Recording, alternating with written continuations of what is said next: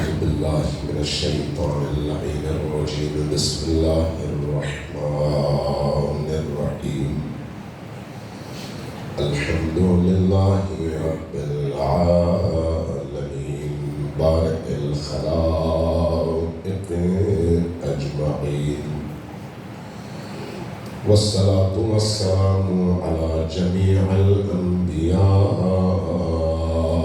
والمرسلين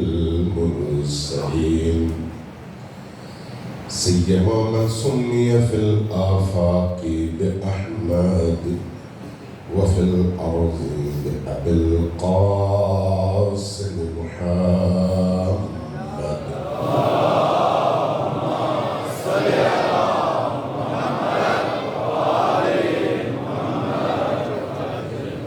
والصلاة والسلام على أولاده الطيبين الطاهرين المعصومين الميامين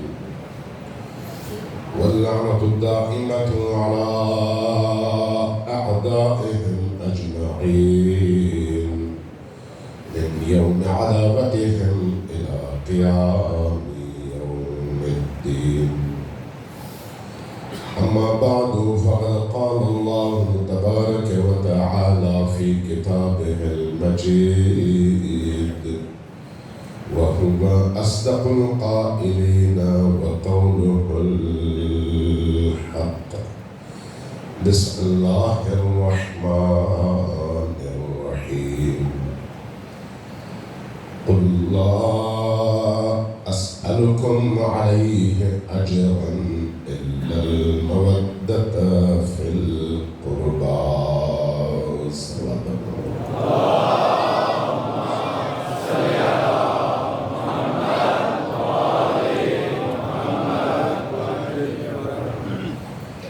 برادران گرامی اور عزاداران سید الشہداء، جو انسان فکری حوالے سے جس سطح پر ہوتا ہے وہ کائنات کو اسی سطح پر پہچاننے کی کوشش کرتا ہے. جو جتنا پست ہوگا اس کی معرفت بھی اتنی چھوٹی ہوگی، جو جتنا بلند ہوگا اس کی معرفت بھی اتنی ہی بلند ہوگی. جو کسی کنویں کے اندر سے دنیا کو پہچاننا چاہے گا اس کو ساری دنیا کا نقشہ ایک کنویں کے اندر نظر آئے گا. لیکن اگر ایک انسان آفاق اور افلاک کی وسعتوں میں کھو جائے اور ان بلندیوں تک پہنچ جائے تو اس کے بعد جب وہ اس عالم کو پہچاننا چاہے گا تو اس کی نگاہ اتنی ہی وسیع ہوگی جتنا وہ بلندیوں پر ہوگا.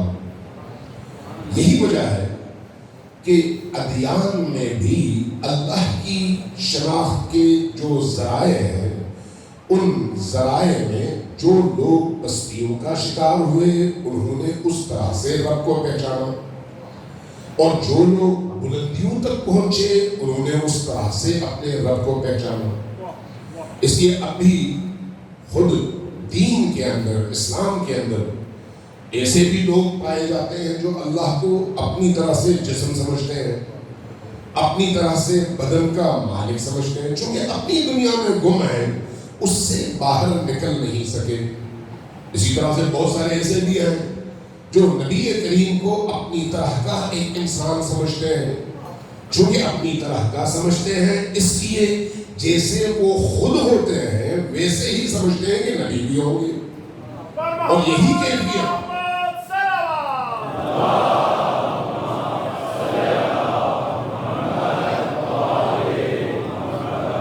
وعجل فرجا. اور اسی طرح سے جس طرح سے وہ اپنے آپ کو سمجھتے ہیں اسی طرح سے اہل البیت علیہ السلام کو بھی سمجھتے ہیں. لہذا جب وہ دین کی بات کریں گے تو اپنی اسی سوچ اور محدود فکر اور جس مقام پر وہ ہیں اس مقام سے دیکھ کر پہچاننے کی کوشش کریں گے. دین آیا ہے انسان کے دل کی تطہیر کے لیے بھی اور سوچوں اور افکار کی تطہیر کے لیے بھی. جب فکر کی تطہیر ہوتی ہے تو انسان اس طرح سے سوچتا ہے جس طرح سے خدا چاہتا ہے، انسان اس طرح سے دیکھتا ہے جس طرح سے اس کا رب چاہتا ہے کہ وہ دیکھے، اور اسی طرح سے جب دل کی تطہیر ہوتی ہے تو پھر کائنات کے اسرار اور رموز اس کے سامنے آشکار ہو جاتے ہیں اور اس کے سامنے سے پردے ہٹنا شروع ہو جاتے ہیں۔ لہذا اس بات کو ہمیشہ پیش نظر رکھیے گا کہ کون دین کو کس طرح سے بیان کر رہا ہے اور اس کی وجہ کیا ہے۔ جیسا وہ ہوگا ویسے دین کو پہچاننے کی اور بیان کرنے کی کوشش کرے گا۔ ہماری شروع گزشتہ جو گفتگو کا سلسلہ تھا وہ اہل البیت علیہ السلام کی شناخت کے حوالے سے، اس شناخت میں ایک موضوع کربلا کا موضوع ہے، ایک موضوع حسین ابن علی علیہ السلام کے قیام کا موضوع ہے، ایک موضوع حسین ابن علی علیہ السلام کے مدینہ سے مکہ تک کا سفر اور پھر مکہ سے آگے عراق تک کے سفر کا موضوع ہے۔ لہذا آپ دیکھیں گے جو جس طرح کی سوچ کا حامل ہے وہ اس آئینے میں اس پورے واقعے کو دیکھتا ہے۔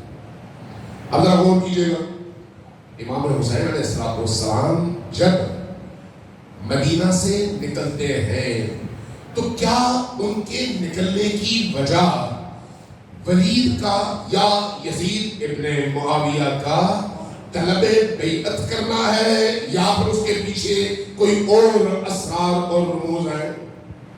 سوچنے کی بات ہے، اور سوچنے کا ایک مقام ہے، تحقیق کی بھی ضرورت ہے، سوچنے کی بھی ضرورت ہے، اور پھر حسین ابن علی کو اپنی طرح نہیں بلکہ حسین کے اپنے مقام پر رکھ کر سوچنے کی ضرورت ہے کہ جو ماحول تھا اس ماحول میں حسین ابن علی کا کردار کیا ہونا چاہیے تھا۔ صرف اپنی سطح پر بیٹھ کر جب ہم سوچیں گے تو پھر شاید ہم اس مقام تک، اس فکر تک، اس سوچ تک نہ پہنچ سکیں جو حقیقت کے مطابق ہے۔ لہذا یہ ایک سوچنے کا مقام ہے کہ کیا امام حسین علیہ السلام نے جب مدینہ سے سفر کا آغاز کیا تو کیا اس طلب بیعت کی وجہ سے کیا یا کوفہ والوں کے خطوط کی وجہ سے کیا یا حکومت کے حصول کی جنگ کی وجہ سے کیا یا کوئی اور اس کے پیچھے اسرار اور رموز کار فرما ہے؟ کون بتائے گا؟ کون بتائے گا کہ اصل بات کیا ہے؟ آیا قرآن، حدیث، یا پھر مورخ؟ اور مورخ بھی وہ مورخ جو امویوں کے دیے ہوئے لقمے کھا کر تاریخ لکھے۔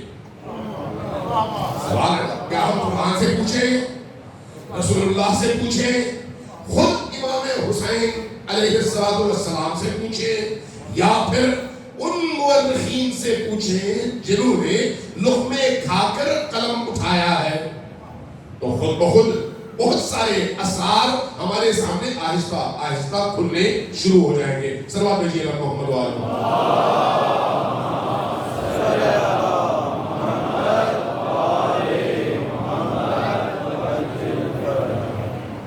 ایک اور پھر صلوات بھیجیے گا۔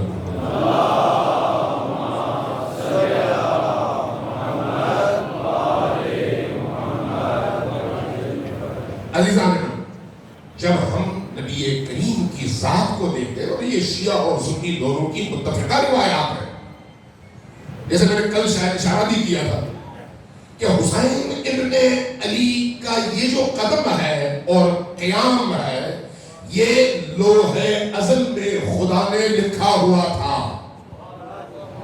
لوح ازل میں خدا کا لکھا ہوا اس کا ارادہ تھا، اس لیے کہ دین کو بقا ایک ایسی قربانی کے بغیر ملنی ممکن نہیں تھی، اس کے لیے اتنا ہی بڑا قدم چاہیے تھا۔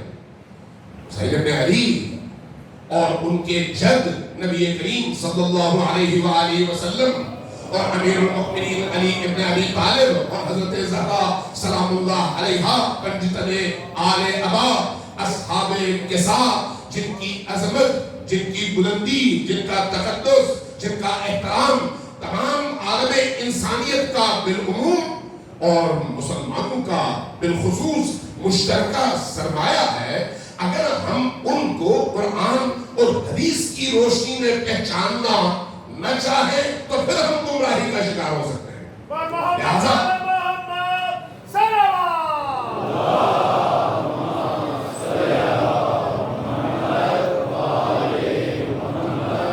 ہمیں اس روشنی میں دیکھنا چاہیے کہ حسین ابن علی کا ہر قدم آیا حوادث کا رد عمل ہے یا پہلے سے سوچی سمجھی حکمت عملی ہے۔ سوچنے کا مقام یہ ہے، بعض ہمارے اپنے مورخین بھی یہ سمجھتے ہیں کہ ادھر سے ہو سکتا ہے اگر نہ مانگا جاتا، بیعت کا تقاضا نہ ہوتا یا پھر کوفیوں کا خط نہ آتا تو شاید حسین ابن علی مدینہ میں محفوظ ہوتے۔ اور بہت سارے لوگ ہمارے اپنے اہل علم بھی اسی طرح کی سطحی فکر کی وجہ سے اس درست نتیجے تک پہنچنے سے قاصر ہو جاتے ہیں۔ حسین ابن علی کون ہے؟ زمین پر اللہ کی حجت، زمین پر اللہ کے ولی، نبی کریم کے بعد، امیر المؤمنین کے بعد، امام حسن کے بعد پنجتن آل ابا میں سے آخری فرد، وہ فرد جس کی نگاہوں کے سامنے یہ پورا عالم اور پوری کائنات اور مستقبل کے واقعات ایسے ہی ہے جیسے انسان کے سامنے اس کی ہتھیلی۔ وہ شخصیت جس کو معلوم ہے کہ اس کے بعد ہونا کیا ہے، یہ اہل سنت کی روایات بھی ہیں اور اہل تشیع کی روایات بھی ہیں۔ یہ جو گریے کی فضیلت کے حوالے سے امام احمد بن حنبل نے اپنی کتاب فضائل الصحابہ میں امام حسین علیہ السلام پر گریے والی روایات بیان کی ہے، یہ کیا بعد میں آئی ہے یا رسول اللہ کے دور سے آئی ہے؟ تو اس کا مطلب ہے کہ پہلے لوگوں کو پتا تھا کہ اتنا بڑا ظلم ہونا ہے اور اس کی بنیاد پر پھر ایک پورے معاشرے کے اندر تبدیلی آنی ہے، اور اس غم، اس علم، اس درد اور اس ظلم کے نتیجے میں لوگوں کے اندر برائیوں کے خلاف ایک جذبہ پیدا ہونا ہے، اور حسین کی مظلومیت کے لیے ہمدردی بھی اور پھر ان سے وابستگی کا جذبہ بھی پیدا ہونا ہے۔ لہذا جب ہم اس گریے کی روایات دیکھتے ہیں، جب ہم حضرت ام سلمہ کے حوالے سے وہ شیشی کی روایات دیکھتے ہیں کہ ان کو شیشی دی گئی اور اس میں مٹی تھی، اور مٹی عصر عاشور جب حسین ابن علی شہید ہوئے تو مٹی سرخ ہو گئی اور خون میں تبدیل ہوئی، یہ حسین ابن علی کی شہادت کے بعد نہیں بلکہ اس سے پہلے کے وہ اقدامات ہیں جو پہلے نبی نے کیے، بعد میں خود علی مرتضیٰ نے انجام دیے، اور اس کے بعد امام حسن علیہ السلام نے بھی اس کے بارے میں خبریں سنائی۔ پھر حسین ابن علی نے بھی اپنی دور زندگی میں، دور حیات میں اس حوالے سے مختلف مقامات پر مختلف جملے ارشاد فرما کر یہ بتا دیا کہ حسین کسی واقعے کے رد عمل میں نہیں بلکہ آگاہانہ طور پر، باشعور، شعوری طور پر، جانتے ہوئے، سمجھتے ہوئے اور یہ جانتے ہوئے کہ نتائج کیا ہوں گے مدینہ سے نکل رہے ہیں۔ لہذا حسین ابن علی کے تمام اقدامات آپ دیکھیے، تمام اقدامات آپ کو حیرت ہوگی۔ ہم عام طور پر شروع کرتے ہیں 27 رجب سے، کہ 27 رجب سے پہلے 25 رجب کو جب امام حسین علیہ السلام سے طلب بیعت کی گئی تو آپ نے مدینہ چھوڑا اور مکہ کی راہ لی، جبکہ واقعہ یہ نہیں ہے، ایسا نہیں ہے۔ امام حسین علیہ السلام ایک آگاہ، آشنا، دانا اور مستقبل کے واقعات کو جاننے والے امام ہیں، اور انہیں معلوم ہے کہ نبی کے بعد اس دین کی حفاظت کے لیے جس عظیم قربانی کی ضرورت ہے اس میں حسین ابن علی کا رول اور کردار کیا ہے، انہیں یہ معلوم ہے۔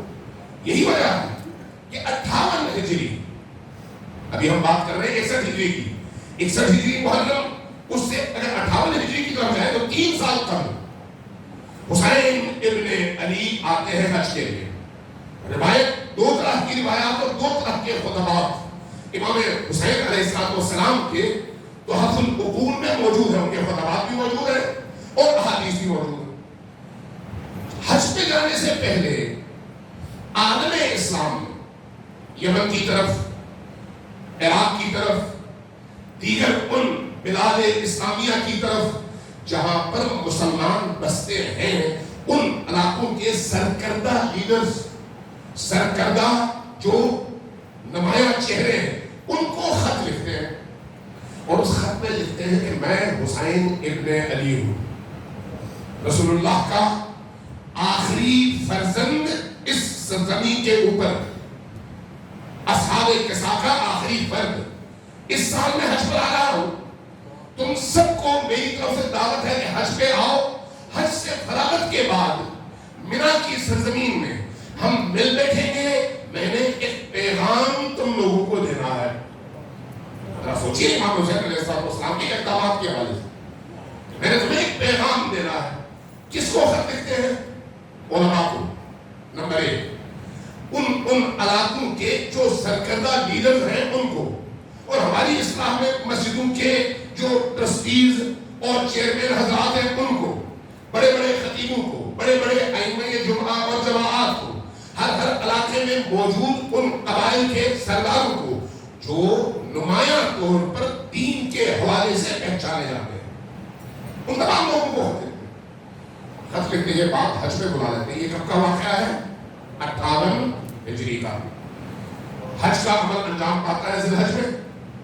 حج میں مینا میں شیطانوں کو پتھر مارنے کے بعد جب مینا میں جمع ہوتے ہیں، مینا شیاطین کو پتھر مارنے کے بعد جب انسان احرام سے نکلتا ہے تو جن لوگوں نے حج کیا ہے ان کو معلوم ہے کہ پیچھے کی تمام مشقتوں کے بعد جب شیاطین کو پتھر مار کر طواف کر کے آدمی واپس مینا میں آتا ہے تو ایک طرف سے تو وہ انتہائی تھکا ہوا ہوتا ہے، لیکن دوسری طرف اس پورے پروسیس سے گزرنے کی وجہ سے اس کے دل کی تطہیر ہو چکی ہوتی ہے، دنیا سے وابستگی کم ہو چکی ہوتی ہے، دل پر رقت طاری ہوتی ہے، حق کی بات سننے کے لیے انسان آمادہ ہوتا ہے اور انسان کی آنکھیں گریاں ہوتی ہیں، انسان کا دل خدا کی طرف متوجہ ہوتا ہے. گویا مینا میں ان آخری ایام میں اس حج کے پورے پروسیس کے نتیجے میں انسان باطنی طور پر پاک اور شفاف ہو کر تیار ہو چکا ہوتا ہے. حسین ابن علی نے اس موقع کا انتخاب کیا ہے جب یہ سارے لوگ اس پورے پروسیس سے گزر کر جب آئیں تو اس وقت میں ان سے بات کروں. اور وہیں پر مینا میں ایک بڑا خیمہ سجتا ہے اور تاریخ بھی بتاتی ہے اور احادیث بھی بتاتی ہے کہ 1000 سے زیادہ سرکردہ لیڈرز تھے. 1000 سے زیادہ. یہ کون سے لیڈرز ہیں؟ جن کی طرف لوگ دیکھتے ہیں، جن سے لوگ لیتے ہیں، جن کی بات کو وہ اسلام کی بات اور دین کی بات سمجھتے ہیں. جب وہاں اس اجتماع میں، اس بڑے خیمے میں حسین ابن علی کھڑے ہوئے اور باقی لوگ بیٹھے تو امام حسین علیہ السلام نے ان سے پوچھنا شروع کیا کہ مجھے جانتے ہو میں کون؟ جانتے ہو میں کون؟ سب نے کہا ہاں یا رسول اللہ ہم آپ کو جانتے ہیں. میں کون؟ آپ حسین ابن علی ہیں. آپ ٹھہرو، پہلے میں خود اپنا تعارف کرواؤں. اپنے تعارف میں تقریباً 28 بڑی ان فضیلتوں کا حسین ابن علی تذکرہ کرتے ہیں جو تمام اہل سنت اور شیعہ کتابوں میں علی اور آل علی کے حوالے سے موجود ہیں. 28 فضیلتیں تقریباً. ان میں دعوت شیعہ سے شروع ہوتا ہے، قرآن کے نزول سے شروع ہوتا ہے، وہ آیات جو علی اور آل علی کی شان میں نازل ہوئی ہیں ان آیات کا تذکرہ کرتے ہیں، مباہلے کا تذکرہ کرتے ہیں، آیے تطہیر کا تذکرہ کرتے ہیں، سورہ حلقہ کا تذکرہ کرتے ہیں. ان تمام آیات، ان تمام واقعات کا تذکرہ کرتے ہیں جہاں جہاں قرآن کی آیت اتری اس گھرانے کی فضیلتوں کے بیان کے لیے، تاکہ کوئی غفلت میں نہ رہے. حسین دوسروں کو اندھیرے میں رکھ کر استفادہ نہیں کرتے، شعور دیتے ہیں اور پھر اختیار بھی دیتے ہیں. شعور بھی دیتے ہیں اور اختیار بھی دیتے ہیں. آج کے مولوی کیا کرتے ہیں؟ لوگوں کو بیوقوف بناتے ہیں. آج ماحول اس طرح کا ہے کہ دین سے بے خبر رہو، جو میں کہتا ہوں اس کو مان لو. لیکن دین نے یہ نہیں کہا. دین کہتا ہے کہ دین کو سمجھو اور دین کو سمجھنے کے بعد پھر دیکھو کہ تمہاری ذمہ داری کیا بنتی ہے. حسین بن علی وہ سارے واقعات، وہ ساری فضیلتیں، چونکہ اس پر اگر بات کی جائے تو ظاہر ایک اشرا بھی کم ہے، وہ ساری چیزیں بیان کرتے ہیں. 28 بڑے اہم نکات ایک ایک کر کے، ہر نقطے کے بعد سامعین اور حاضرین اونچی آواز سے کہتے ہیں یا رسول اللہ ہم گواہی دیتے ہیں کہ ہاں ایسا ہوا تھا اور یہ آیات آپ کی شان میں نازل ہوئی ہے. یہ گواہی دینے کے بعد اس کے بعد پوچھتے ہیں اب پہچان گئے ہو کہ میں کون ہوں؟ ہاں میں حسین ابن علی، حسین ابن فاطمہ، حسین ابن محمد رسول اللہ. بات ہو گئی. اس کے بعد پوچھے تم کون؟ تم کون؟ بہت بڑا سوال. تم کون ہو کا جواب کیا ہے؟ میں فلان ابن فلان نہیں. فرماتے ہیں آج تمہیں جو عزت ملی ہے وہ عزت کس لیے ملی ہے؟ اس لیے کہ تم میرے جد کے امتی ہو. آج جو تمہیں معاشرے کے اندر احترام کی نگاہ سے دیکھا جاتا ہے اس کی وجہ کیا ہے؟ کہ تم میرے جد کے دین سے منسوب ہو. تم میں سے کوئی امام ہے، کوئی خطیب ہے، کوئی لیڈر ہے، کوئی مسجد کا سربراہ ہے، کوئی کچھ اور ہے، لیکن سب کی شناخت یہ ہے کہ تم نبی کے دین سے منسوب ہو. اور تمہیں جو عزت ملتی ہے، جو تکریم ملتی ہے جب تم کسی محفل میں جاتے ہو، یہ اس خطبے کے حصے ہے کہ جب تم کسی محفل میں جاتے ہو تو اس محفل میں لوگ تمہارے احترام میں اٹھ کھڑے ہوتے ہیں. یہ آیا اس لیے ہے کہ تم فلان ابن فلان ہو یا اس لیے ہے کہ تمہاری نسبت میرے نانا کے دین سے ہے؟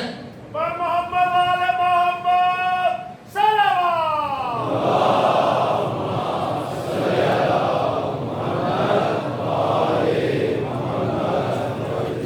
جو 1000 انسان لیڈر سرکردہ لوگ موجود ہیں وہ گواہی دیتے ہیں کہ یا رسول اللہ اس میں کوئی شک نہیں، ہمیں اگر عزت ملی ہے تو آپ کے جد کی وجہ سے ملی، ہمیں احترام ملا ہے تو آپ کے دین کی وجہ سے ملا، ہماری لوگ تکریم کرتے ہیں تو وہ آپ کے جد کے پیغام سے ہمارے جڑنے کی وجہ سے اور نسبت کی وجہ سے ملا ہے. جب یہ اعتراف کرتے ہیں امام حسین علیہ السلام کا قدم دیکھیں کتنا عظیم انداز ہے، منطقی انداز ہے، دلوں میں اثر کرنے والا انداز ہے. فرماتے ہیں کہ اچھا اگر یہ سب کچھ میرے نانا کے دین کی وجہ سے ہے تو ایسا کیوں ہے کہ جب تمہارے باپ دادا کے حوالے سے کوئی بات ہو اور ان کی کردار کشی ہو تو تم بھڑک اٹھتے ہو اور فوراً معاشرے میں کھڑے ہو جاتے ہو کہ ہماری بے عزتی ہو گئی اور ہم اس کا انتقام لیں گے. میرے نانا کے دین کو تباہ کر دیا گیا ہے اور کسی کے لب ہلتے نہیں ہیں، وجہ کیا ہے؟ کتنا بڑا سوال ہے کہ میرے نانا کے دین میں لوگ داخل ہوئے، ہدایت کے رستے پر گامزن ہوئے، لیکن معاشرہ اب اتنی ابتلی کا شکار ہو گیا ہے کہ مختلف مقامات پر شراب پینے والے نماز پڑھاتے ہیں، مسجدوں میں ایسے لوگوں کا قبضہ ہے، اقتدار میں ایسے ایسے لوگ آ چکے ہیں. کیوں خاموش ہو؟ اپنے آبا اور اجداد کی کسی بھی ویلیو پر اگر حملہ ہو تو ایک لمحے کے لیے تم خاموشی برداشت نہیں کرتے. جب تمہیں دین نے یہ عزت اور توقیر دی ہے تو یہاں پر آ کر تم خاموش ہو. اور اس کے بعد پھر قرآن کی ان آیات کی تلاوت شروع کر دیتے ہیں جو بنی اسرائیل کے حوالے سے ہے کہ بنی اسرائیل نے بھی جب اپنی عزتوں کے لیے اٹھا اور اپنے نبی اور اللہ کی عزت کے مقابلے میں خاموشی برداشت کی اور حملے کے مقابلے میں خاموش رہے تو اللہ نے ان پر جو عذاب نازل کیا وہ کیا ہے. ایک پوری تفسیر ہے اور پوری تفصیل سے ان تمام آیات کا تذکرہ کیا اور اس کے بعد فرمایا کہ اب آمادہ ہو میرا پیغام سنو. سب نے کہا یا رسول اللہ آپ کو فرمائیے. فرمایا کہ میں آمادہ ہو رہا ہوں. تم اب حج کے بعد جاؤ گے تو عام طور پر اس زمانے میں ہوتا تھا، اب بھی دیہاتوں میں ایسا ہی ہوتا ہے، چھوٹے چھوٹے علاقوں میں ایسا ہی ہوتا ہے. جب حج سے کوئی بندہ آتا ہے تو پورا علاقہ مبارکباد دینے کے لیے پہنچ جاتا ہے. اس سے حال حال پوچھتے ہیں مکہ کے بارے میں، مدینہ کے بارے میں، حج کے سفر کے بارے میں، معنویت کے بارے میں. اس لیے فرمایا کہ جب تم اپنے علاقوں میں جاؤ گے تو لوگ تمہارے پاس آئیں گے. جب لوگ تمہارے پاس آئیں گے تو ان کو یہ بتانا کہ فرزند رسول حسین ابن علی کا پیغام کیا ہے. اس کا کیا مطلب ہے؟ حسین آگہی کے ساتھ، شعور کے ساتھ جان کر قدم اٹھا رہے ہیں. تو بعض لوگ مظلومیت بیان کرنے کے لیے جھوٹ کا سہارا لیتے ہیں کہ امام حسین نے یہ کہا کہ مجھے یمن جانے دو، مجھے ہندوستان جانے دو، مجھے فلان جگہ جانے دو. امام حسین کو اپنی جان پیاری تھی. جس کو دین کے مقابلے میں اپنی جان پیاری ہو وہ حسین ہو ہی نہیں سکتا. حسین ہے وہ شخص اور شخصیت جو اپنا پورا کنبہ مٹا کر دین کے لیے سجدے شکر بجا رہا ہے اور کہے خدایا اس نعمت پر تیرا شکر کہ میں نے تیرے دین کو بچایا ہے. محمد آل محمد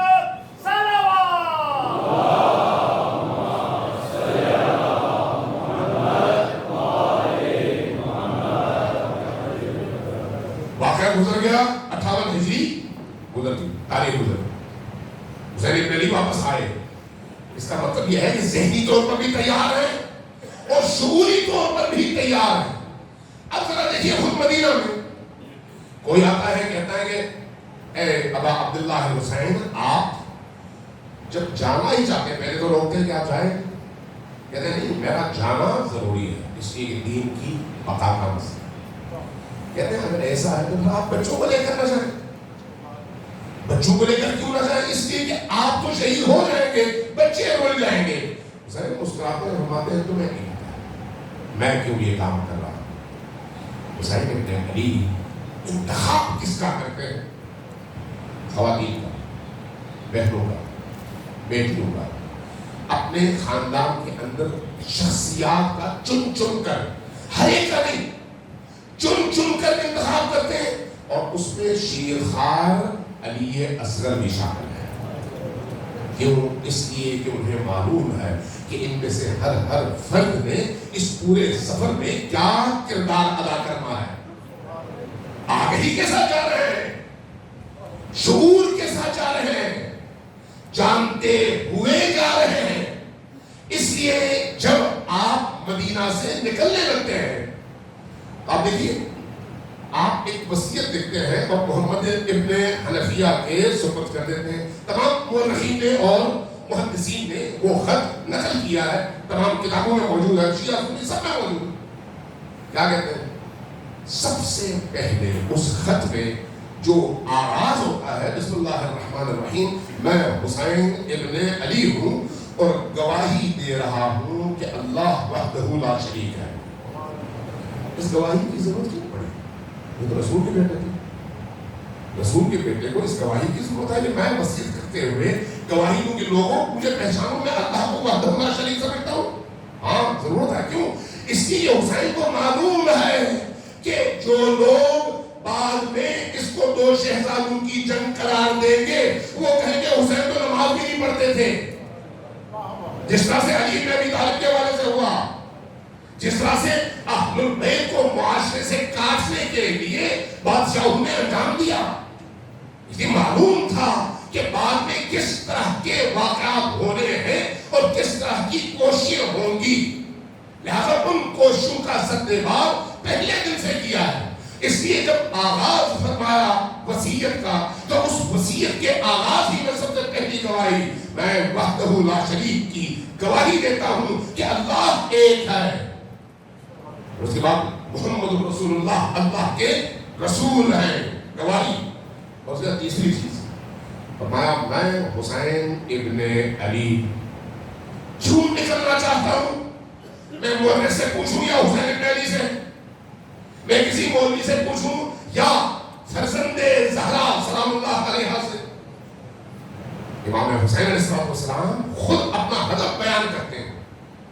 کیا بیان کرتے ہیں؟ انی لم اخرج اشرا ولا بطرا ولا مفسدا ولا ظالما. میں نکل رہا ہوں مدینہ سے، لیکن عیاشی کے لیے نہیں، سیر و تفریح کے لیے نہیں، ظلم کے لیے نہیں، فساد کے لیے نہیں، معاشرے کے امن کو تباہ کرنے کے لیے نہیں. چونکہ وہ سارے الزامات ہیں جو بعد میں لگائے بھی گئے. حسین پہلے اس کا سدباب کرتے ہیں. جہاں انتخاب میں سدباب، وہیں پر اپنے اہداف کے بیان میں بھی پہلے سدباب کہ میں کیوں نکل رہا ہوں.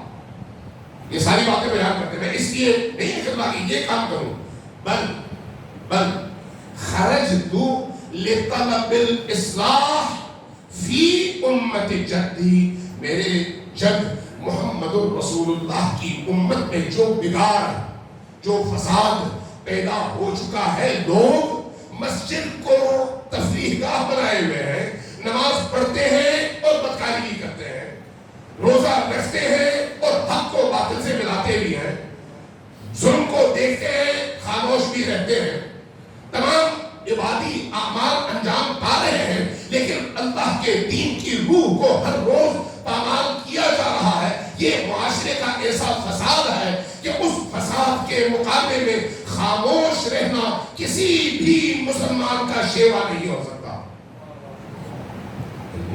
لم اخرج اشرا ولا بطرا ولا مفسدا ولا ظالما بل خرجت لطلب الاصلاح فی امت جدی. میرے جد کی امت میں جو فساد برپا ہو چکا ہے، جس کی وجہ سے پورا معاشرہ معنوی حوالے سے تباہ ہو چکا ہے، اس معاشرے کی اصلاح کرنے کے لیے میں نکل رہا ہوں. جتنی بڑی بیماری ہوگی آپریشن بھی اتنا بڑا ہوگا، جتنی بڑی مصیبت ہوگی سدباب کے لیے اقدام بھی اتنا ہی بڑا ہوگا.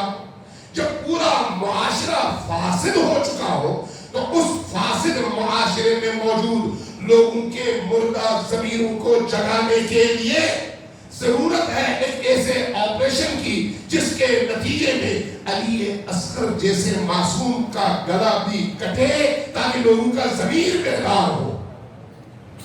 ضرورت اس چیز کی ہے. زینب کبریٰ کا پردہ اور چادر چھنے لیکن ضمیر بیدار ہو کہ یہ کون تھے، یہ خوارج تھے یا پھر آل رسول تھے. چونکہ اگر ایسا نہ ہوتا تو کبھی بھی اصل دین اور نقل دین کے درمیان حد فاصل کھینچنا ممکن نہیں تھا. ذرا آج مجھے بتائیں، آج دنیا میں کوئی ہے جو حسین کو نعوذ باللہ باطل اور یزید کو حق کہے؟ کوئی ہے؟ نہیں ہے. کیوں؟ اس کے پیچھے قربانی اتنی بڑی ہے. اگر یہ قربانی نہ ہوتی تو باقی ہزاروں واقعات کی طرح سے حسین ابن علی پر بھی 1000 اعتراضات ہوتے اور یزید کی حمایت میں کتابوں کی کتابیں لکھی جاتی اور اوراق سیاہ کیے جاتے. اب بھی ہو رہی ہے لیکن ان میں دم نہیں ہے. اب بھی ہو رہی ہے لیکن لوگ اس کو قبول نہیں کرتے. کیوں؟ اس لیے سامنے واقعہ اتنا بڑا ہے. اس اتنے بڑے اور عظیم واقعے کو بھی جھٹلانے کی پوری کوشش ہوتی ہے لیکن لوگوں کا ذہن نہیں مانتا. نہیں، یہ تو ممکن نہیں ہے. حسین ابن علی اپنے قیام کے اہداف کو بیان کرتے ہیں پھر لوگوں کے ضمیروں کو جھنجھوڑتے ہیں. الا ترون، کیا تم لوگ نہیں دیکھ رہے ان الحق لا یؤمن بالحق پر عمل نہیں ہو رہا، والباطل لا یتناہی عنہ، اور باطل سے لوگ اجتناب نہیں کر رہے. جب ایسی صورتحال ہو کہ حق پر عمل نہ ہو اور باطل پورے آب و تاب کے ساتھ چھا رہا ہو تو ایسے موقع پر اگر کوئی مؤمن ہے تو اس کے لیے شائستہ یہ ہے فَلْيَرْغَبِ الْمُؤْمِنُ فِي لِقَاءِ اللَّهِ مُحِقًّا، کہ وہ مومن اپنی جان دے لیکن اس طرح کی بے راہبری کو ایک لمحے کے لیے برداشت نہ کرے. یہ حسین ابن علی کا پیغام. اسی پیغام کے تحت حسین ابن علی نکلتے ہیں، اسی پیغام کے تحت، اور یہی پیغام ساتھ لے کر مکہ جاتے ہیں. مکہ جاتے ہیں منصوبہ بندی کے ساتھ، ناگہانی نہیں، ہدف کے ساتھ. اور جب مکہ پہنچتے ہیں اہم 8 ذی الحج، جب تمام عالم اسلام سے آج اگر کئی لاکھ ہیں، اس زمانے میں بھی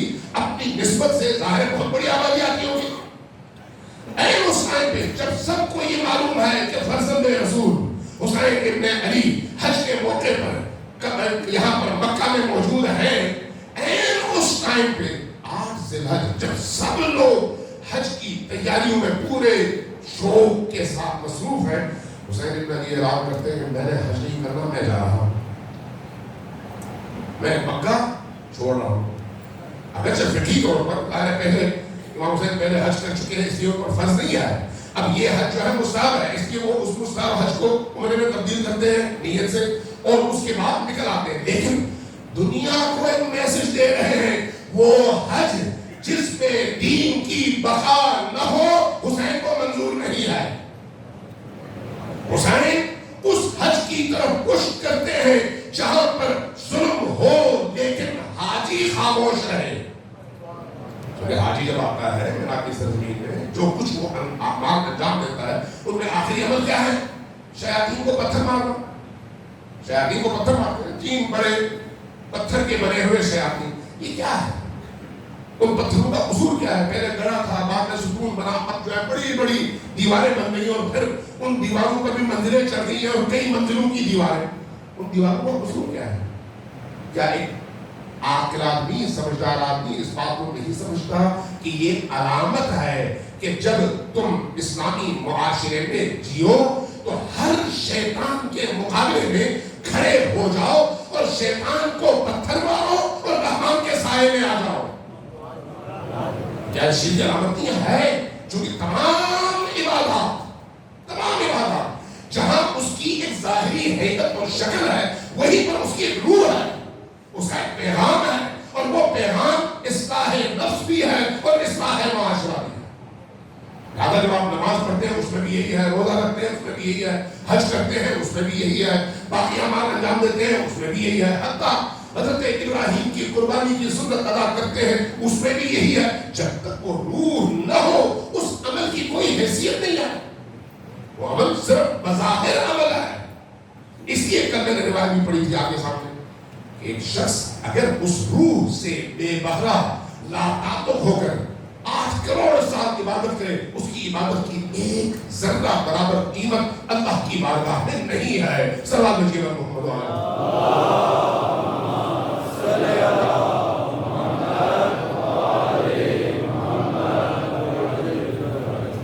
یہ جو سفر ہے اب آپ نکل رہے ہیں اور سارے حاجی مکہ میں ہیں، یہ خود سفر کیا ہے؟ حج کے بعد 2 دن بعد نکلتے تو کیا قیامت آتی؟ سوال ہے یا 2 دن بعد نکلتے کیوں نہیں گئے 2 دن پہلے؟ تاکہ بتا سکے کہ ان سب مسلمان حاجیوں اور احرام میں ملبوس مختلف علاقوں سے آئے ہوئے مسلمانوں کے ذہن میں ایک سوال پیدا ہو کہ بھئی فرزند رسول نے حج کو ترک کیوں کیا اور عراق کی طرف نکلے کیوں؟ بہت بڑا سوال۔ اب اگر آگے آپ دیکھیں کہ امام حسین علیہ السلام چلے، کچھ لوگ اس طرح کے اعتراضات کرتے ہیں کہ کوفیوں نے وفا نہیں کی، کوفیوں نے وفا نہیں کی۔ پھر کیا ہوا؟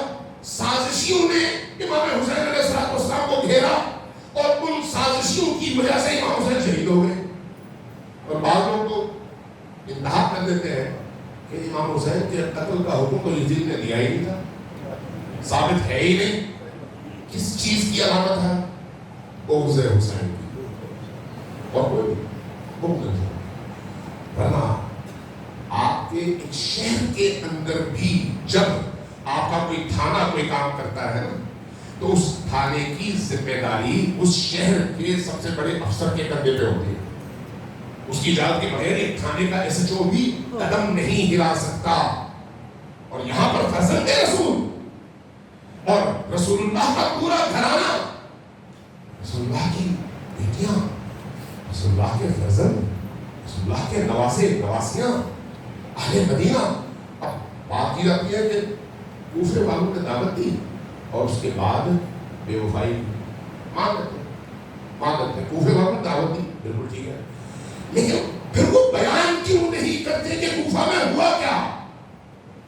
کوفہ میں جب کوفہ والوں نے دعوت دی اور حسین چل پڑے تو اس صورتحال کو دیکھ کر یزید نے کوفہ کے گورنر کو تبدیل کر کے ابن زیاد کو جب اس کا گورنر بنا دیا تو اس نے آ کر جو ماحول بنایا اس ماحول میں کوئی شخص گھر سے نکل ہی نہیں سکتا تھا. بڑے بڑے خالد بن عروہ جیسے لوگ بڑے بڑے لوگ شہید ہو گئے, مسلم بن عقیل جیسے لوگ شہید ہو گئے. لیکن جب ہم کربلا میں دیکھتے ہیں, کربلا میں دیکھیں, کربلا میں شہدائے کربلا کی لسٹ اگر آپ بنائیں تو اس لسٹ میں اکثریت پھر کوفہ کی ہے. کوفہ والوں کی دعوت اپنی جگہ, سب کا ساتھ نہ دینا اپنی جگہ, لیکن امام حسین علیہ السلام کا ساتھ دینے والوں کی اکثریت پھر اسی کوفہ سے ہے. مدینہ والے کہاں ہیں؟ مکہ والے کہاں ہیں؟ مدینہ سے تو نبی کریم کے فرزند خود نکلے تھے نا. تو بعض علماء سے بات ہوتی ہے, کہتے ہیں مدینہ والوں نے کہا تھا کہ آپ یہاں سے نہ جائیں, آپ محفوظ رہیں گے. اس لیے انہوں نے بات نہیں مانی تو جا کے کربلا میں شہید ہو گئے. ارے بھائی, اگر مدینہ والے اس لیے روک رہے تھے تو چلے ایک لمحے کے لیے ہم قبول کر لیتے, اگلے سال جو واقعات ہوئے اس میں کیا خود مدینہ والے محفوظ رہے؟ محفوظ رہے؟ مکہ والے محفوظ رہے؟ یاد رکھیے, جو اپنے زمانے کے ولی کا ساتھ نہیں دیتا وہ خود بھی تباہ اور برباد ہو جاتا ہے. جو اپنے زمانے کے ولی کا ساتھ نہیں دیتا. حسین ابن علی, اگر یزید ابن معاویہ کی آپ ہسٹری دیکھیں تو 3 سال ہیں. ان 3 سالوں میں پہلا سال کربلا کا واقعہ, اگلا سال مکہ کا واقعہ, اگلا سال مدینہ کا واقعہ. مکہ میں کعبۃ اللہ پر حملہ اور کعبۃ اللہ کو ڈھانا کس کا کارنامہ ہے؟ یزید بن معاویہ کا. جو لوگ یزید بن معاویہ کو بچانے کے لیے کہتے ہیں اس نے تو حکم نہیں دیا تھا, تو پھر یہ کعبے کو ڈھانے کا حکم کس نے دیا تھا؟ سوچتے نہیں ہے یا پھر سوچوں پہ تانے لگے ہوئے. اسے تھوڑا سا آگے بڑھے. کعبے کی جو بے حرمتی تھی وہ اپنی جگہ, جب مدینہ کی بے حرمتی کی باری آئی تو ابن خلدون نے لکھا ہے, ابن اسیر نے لکھا ہے, البدایہ والنہایہ دیکھیں, یہ بڑی بڑی قطور اور معتبر کتب ہیں جو ہمارے اہل سنت کے بڑے بڑے اکابر علماء نے لکھی ہیں. چھوٹی کتابیں نہیں ہیں, کوئی گمنام فرد نہیں ہے جس نے ایسی کوئی بات لکھی ہو. کہتے ہیں جب مدینہ کا واقعہ پیش آیا, واقعہ حرہ, تو اس میں جب لشکر یزید نے مدینہ پر حملہ کیا تو کچھ ایسی چیزیں آئیں سامنے جس نے ہوش اڑا دیے. پہلی چیز, حرم نبوی پر حملہ کر کے مسجد نبوی کو استبل بنا دیا گیا. کس نے بنایا؟ یہ سازشی عناصر تھے یا حاکم تھے؟ سازشی عناصر تھے یا حکومت تھی, امویوں کی حکومت. مسجد کو استبل, مسجد کو استبل بنانے کا مطلب کیا ہے؟ یہ کہ میرا کوئی عقیدہ نہیں ہے اس مسجد پر. اس کا مطلب یہ ہے نبی کریم کی حرمت کی پامالی اس مسجد میں. اس کا مطلب کیا ہے؟ میں مانتا ہی نہیں ہوں. اس لیے تمام اکابر علماء نے لکھا کہ مسجد نبوی میں 3 دن تک گھوڑے باندھے گئے اور وہ گھوڑے اپنی غلاظت وہیں پر کرتے اور مسجد میں نہ اذان ہوئی نہ نماز ہوئی. کہاں مسجد نبوی جس کو آج ہم سب ریاض الجنہ کہتے ہیں اور شوق سے جاتے ہیں, 2 رکعت نماز وہاں پر پڑھنے کی ہمیں فرصت ملے نہیں ملتی. وہ متبرک ترین مقام, لیکن یزیدی لشکر کی نگاہ میں اس کی حیثیت کیا ہے؟ گھوڑوں کا استبل. دوسرا کام, 10,000 اہل مدینہ کا قتل عام. 10,000. ان 10,000 میں بعض لوگوں نے لکھا ہے سارے قاریان قرآن تھے, حافظان قرآن تھے, صحابہ کرام تھے اور تابعین تھے, بچے تبع تابعین تھے. ان لوگوں کا قتل عام کوئی معمولی بات ہے؟ تمام کو رسول کوئی معمولی بات ہے نہیں. اس کے ساتھ اگلی بات, اہل مدینہ کی ناموس پر حملہ. ناموس پر, اب میری زبان میں نہیں آ سکتا کہ اگلے سال مورخین نے لکھا کہ کیا ہوا مدینہ میں. جو لوگ حسین ابن علی کا ساتھ نہ دے سکتے ہو تو پھر ان کو اس طرح کے حالات کے لیے تیار ہونا چاہیے. یہ ہے کربلا کا پیغام. کربلا حریت فکر انسانی کے لیے وہ استعارہ ہے کہ اگر کسی نے کربلا کے اس پیغام کو پکڑا تو اس کو عزت کے علاوہ کچھ نہیں ملتی. عزت، احترام، تقدس. اور جس نے حسین ابن علی کے اس رستے کو چھوڑا اور خاموشی اختیار کر لی، کمپرومائز کیا اور ظلم سے ساز باز کیا، تو اس کا نتیجہ کیا ہے؟ اس کا نتیجہ پھر ذلت ہے، پھر رسوائی ہے. لہذا آج آپ دیکھیں تمام مسلمان، ہمارے اہل تشیع بھائی ہو یا اہل سنت، حتیٰ غیر مسلم بھی، امام حسین کا جب تذکرہ آتا ہے تو سب کے سر جھک جاتے ہیں. سب کے سر جھک جاتے ہیں. اس وقت جو عراق میں ہوتا ہے، 40 کے ایام ہے، یہ تو عاشور کے ایام ہے. 40 کے ایام میں میں ایک انٹرویو کسی عیسائی پادری کا دیکھ رہا تھا. جب اس رپورٹر نے اس سے انٹرویو کیا کہ آپ کیوں آئے ہیں 40 کی اس مشی میں امام حسین کے حرم کی طرف، جبکہ آپ کا خدا کا تصور اور ہے، نبی کا تصور اور ہے، آپ کی کتاب الگ ہے، کون سی چیز باعث بنی کہ آپ اس ہجوم میں آئے؟ کیا جواب دیا اس نے؟ بڑا خوبصورت. کہا کہ ٹھیک ہے، ہمارے خدا کا تصور اور ہے، کتاب ہماری اور ہے، ہمارا نبی بھی اور ہے، لیکن انسانی ناطے سے ہم سب کا حسین ایک ہی ہے. حسین ایک ہی.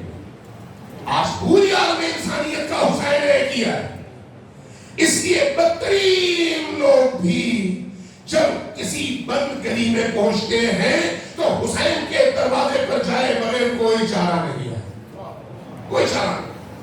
اس لیے یہ جو حسین کا غم ہے، حسین کا علم ہے، حسین کا درد ہے، یہ امت اسلامیہ کا مشترکہ سرمایہ ہے. کسی ایک طبقے کا، کسی ایک فکر کا، کسی ایک مسلک کا، کسی ایک مکتب کا نہیں ہے، سب کا ہے. اس لیے کہ سب کے ضمیر حسین کے ساتھ جیتے ہیں. جس کے اندر ضمیر ہے وہ حسین کے علاوہ کسی اور طرف دیکھ بھی نہیں سکتا. لبیک یا حسین، لبیک یا حسین، لبیک یا حسین، لبیک یا حسین، محمد والے محمد صلی اللہم صلی علی محمد والے محمد. حسین ابن علی کا انتخاب دیکھیں. حسین ابن علی کا انتخاب اس کے مسائل میں بھی ہمیں بہت احتیاط کی ضرورت ہے، سنتے ہوئے بھی اور بولتے ہوئے بھی، کہ کہیں ہمارے جملوں سے اس خاندان کی توقیر، عزت اور ان کے احترام اور اس کے اس مقام پر ضرورت نہ پڑے کہ ہم ان کو مظلوم ثابت کرنے کے لیے ایسی باتیں کر جائیں جو ان کے مقام سے میل نہ کھائے. ان کا مقام بہت عظیم ہے. آج بھی میں ایسی ماؤں کو جانتا ہوں جو اپنے 4 5 بیٹوں کو قربان کرنے کے بعد آنسو بہائے بغیر کربلا کی طرف رخ کر کے کہتی ہیں کہ اے حسین، کاش میرا کوئی اور بیٹا ہوتا، میں آپ کی قدموں میں اس کو قربان کر دیتا. آج یہ سنائیں تو زینب کیسی ہوگی،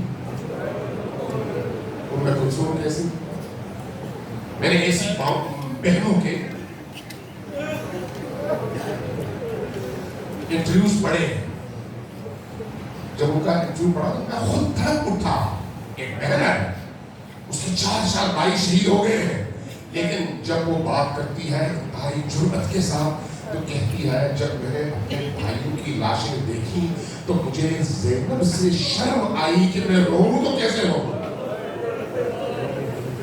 کیسے ہوں. جہاں ان زینب اور ام کلثوم کی کنیزوں کی فکری سطح کتنی بلند ہو، وہاں پر خود زینب کی سطح کتنی بلند ہونی چاہیے، ام کلثوم کی سطح کتنی بلند ہونی چاہیے. لہذا واقعہ عاشورہ میں اور شام غریبہ میں جو واقعات پیش آئے ان میں جب ہم ان مخدرات کو دیکھتے ہیں تو یہ انسانیت کے بھی اور جرأت و بہادری کے بھی معراج پر نظر آتی ہے. معراج جب امام حسین علیہ السلام شہید ہوئے، ان کی شہادت کے موقع پر سارے گھرانے کے لوگ خیموں میں تھے اور دعائیں مانگ رہے. کون تھی؟ سارے مرد شہید ہو چکے تھے، جوان شہید ہو چکے تھے، اصحاب شہید ہو چکے تھے، اب حسین تنہا، اس حسین کی تنہائی کے ان لمحات میں بعض راوی نے یہ واقعہ نقل کیا ہے کہ زینب سلام اللہ علیہا خیموں سے نکل کر آتی اس بلند چوٹی پر جس کو تلے زینبیہ کہتے ہیں، اس بلند چوٹی پر، اور قتلگاہ ان کے سامنے بار بار وہاں پر آتی، دیکھتی حسین سالم ہے یا نہیں ہے، پھر واپس جاتی بچوں کو تسلی دیتی، پھر آتی دو کر، یہ تقریباً کوئی 100 میٹر سے زیادہ کا فاصلہ ہے۔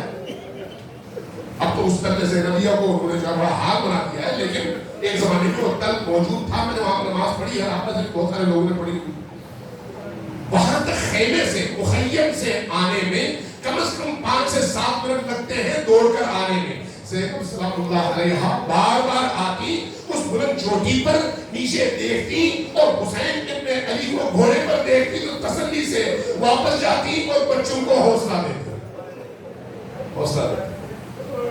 ایک وقت وہ بھی آیا جب خیام کے باہر گھوڑے کے ہنکرانے کی آواز آئی، جیسے یہ ہنکرانے کی آواز آئی تو صرف زینب سلام اللہ علیہا نہیں بلکہ حسین ابن علی کی بیٹیاں بھی پردہ کھول کر باہر آئی۔ کیا دیکھا؟ زلجناح موجود ہے لیکن حسین نہیں، حسین نہیں۔ کیا دیکھا؟ زلجناح نے اپنے رخسار حسین ابن علی کے خون میں تر کیے ہوئے ہیں اور آ کر یہ اطلاع دے رہا ہے کہ بچوں دیکھ لو حسین شہید ہو گئے۔ یہ جو منظر ہے یہ قیامت کا منظر ہے۔ اس قیامت کے منظر میں ایک دفعہ آواز اٹھتی ہے تمام مخدرات عصمت و طہارت کی اور نبی زادیوں کی کہ واہ حسینہ آپ چلے گئے، اب یہاں پر کیا ہوگا؟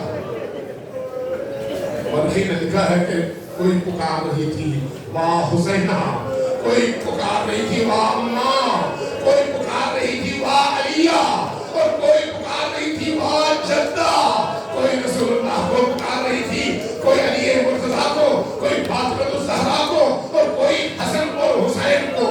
اس کیفیت میں ایک دفعہ راوی لکھتا ہے کہ ان لشکر والوں نے خیمے کا رخ کیا تاکہ خیموں کو لوٹ سکیں، لیکن دیکھا اندر مخدرات ہیں لیکن پوری جرأت کے ساتھ کھڑی ہیں، اب ان کی موجودگی میں لوٹا نہیں جا سکتا تھا، تو انہوں نے کیا کیا؟ خیموں کو آگ لگانا شروع کر دیا، خیموں کو آگ لگانا شروع کر دیا۔ جیسے ہی خیموں کو آگ لگی چھوٹی چھوٹی معصوم بچیاں روتے ہوئے خیموں سے باہر آئیں، روتے ہوئے، چھوٹے چھوٹے بچے اور چھوٹی چھوٹی بچیاں۔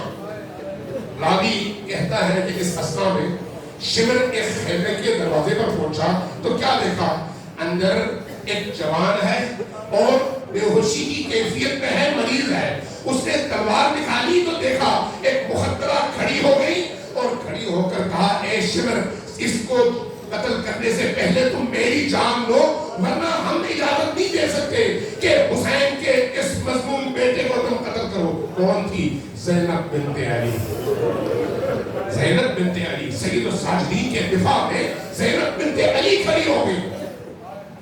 راوی کہتا ہے حدیث میں مسلم ہے، وہ کہتا ہے کہ میں نے کہا اللہ اکبر، تم ایک بیمار جوان کو نہیں مارو گے؟ تو جواب ملا ہمیں یزید نے حکم دیا ہے کہ حسین کے تمام بچوں کو قتل کر کے ان کے سر لاؤ۔ اس عرصے میں ابن زیاد کی جگہ اس عرصے میں عمر بن سعد آیا، اس نے پھر اس کو روکا، روکنے کے بعد کہا خیموں کو آگ لگا دو لیکن قتل نہ کرو۔ خیموں کو آگ لگائی۔ اب حمید بن مسلم جو اس نے دیکھا وہ نقل کرتا ہے، چونکہ یہ راوی ہے خود یزیدی فوج کا، کیا نقل کرتا ہے؟ کہتا ہے کہ میں نے دیکھا جب ان خیموں کو آگ لگائی گئی تو چھوٹے چھوٹے بچے ان خیموں سے نکلے، مخدرات نکلی، کسی کے پاؤں میں جوتا نہیں تھا، ننگے پاؤں نکلی۔ اب جب وہ نکلی تو پھر لشکر یزید نے ان کی چادریں چھیننی شروع کر دی۔ اس منظر کو دیکھ کر کہتا ہے میرا دل جل رہا تھا اور میں رو رہا تھا۔ اس اسنا میں میری نظر پڑی ایک خیمے پر، اس خیمے کے باہر ایک اونچے قد کی خاتون تھی جو کبھی آسمانوں کی طرف دیکھتی تھی، کبھی زمین کی طرف، کبھی خیمے کا پردہ اٹھا کر اندر دیکھتی تھی اور پھر ہاتھ بنتی تھی، لیکن جرأت و بہادری کے ساتھ کھڑی تھی۔ میں نے یہ منظر دیکھا، پوچھا یہ کون ہے؟ جواب ملا علی کی بیٹی زینب ہے۔ मैंने पूछा भाग क्यों नहीं रही? जवाब मिला अंदर हुसैन इब्ने अली का बेटा सैयद साजिदीन मदहोशी और बेहोशी में है, बीमार है, उसको छोड़कर जा नहीं सकती। हमीद कहता है कि जब ये मंजर देखा तो उसके बाद मैंने देखा कुछ खवातीन ने सहारा दिया और इस जवान को जैसे ही वो बाहर लेकर आई वैसे ही आग उस खेमे तक पहुंच गई और वो खेमा भी जल गया। हमीद कहता है कि मैं हमीद इब्न मुस्लिम की रिवायत बयान कर रहा हूं, कहता है मैंने एक मंजर देखा कि तकरीबन 23 बच्चे एक जगह जमा थे, 23 बच्चे। हमने पूछा ये कौन बच्चे हैं? कहा ये अहलुल बैत के वो मासूम बच्चे हैं जो भूख और प्यास की वजह से परेशान हाल हैं। 23 बच्चे एक जगह। कहते हैं ये जो 11 मुहर्रम की शब है उसमें ज़ैनब सलामुल्लाह अलैहा ने जब तमाम खानवादे को दोबारा जमा करना चाहा तो देखा उनमें 2 बच्चे कम हैं। उन 2 बच्चों को तलाश किया तो देखा एक जगह उनकी लाशें पड़ी हुई हैं। प्यास की इतनी शिद्दत थी कि भाग कर गए ये बच्चे वहां पर गिरे और वहीं पर जान अल्लाह के सुपुर्द कर दी और शहीद हो। हमीद ही कहता है कि मैंने एक मंजर ऐसा भी देखा, इस तरह की एक रिवायत इमाम सादिक अलैहिस्सलाम से भी मंक़ूल है कि हमने ये देखा कि हज़रत ज़ैनब सलामुल्लाह अलैहा उन बच्चों को तलाश कर रही थी। इस असना में देखा हुसैन की एक बेटी नजर नहीं आ रही। 2 वाक़यात में उन्हीं 2 वाक़यात पर अपनी गुफ्तगू खत्म करता है। एक वाक़या नजर करता है और एक वाक़या अहलुल बैत की रिवायात में मौजूद है।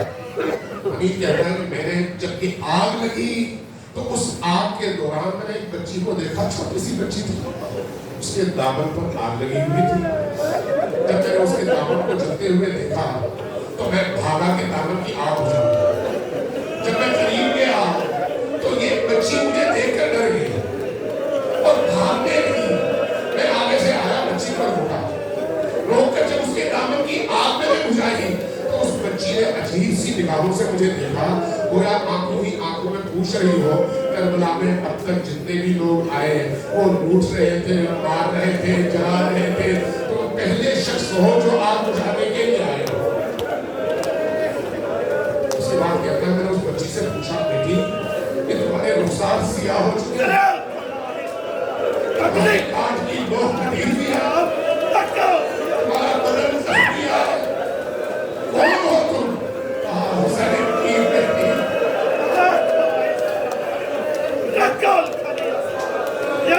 हुसैन की बेटी हुसैन के सीने पर सोए। बेटा मैंने उससे पूछा, बेटी तुम्हारे कान की लोग क्यों इस तरह से कटी हो? कहा इंतजार में मेरे बाबा की पहनाई हुई बालियां इस तरह से खींची कि कान की लोग। मैंने कहा बेटी ये तुम्हारा चेहरा सियाह है, रुखसार सियाह हो चुके हैं। आज मेरे कपड़े छीन रहे थे तो इतने इतने जोर से तमाचे मारे, इतने जोर से तमाचे। मैंने कहा बेटी जरा बता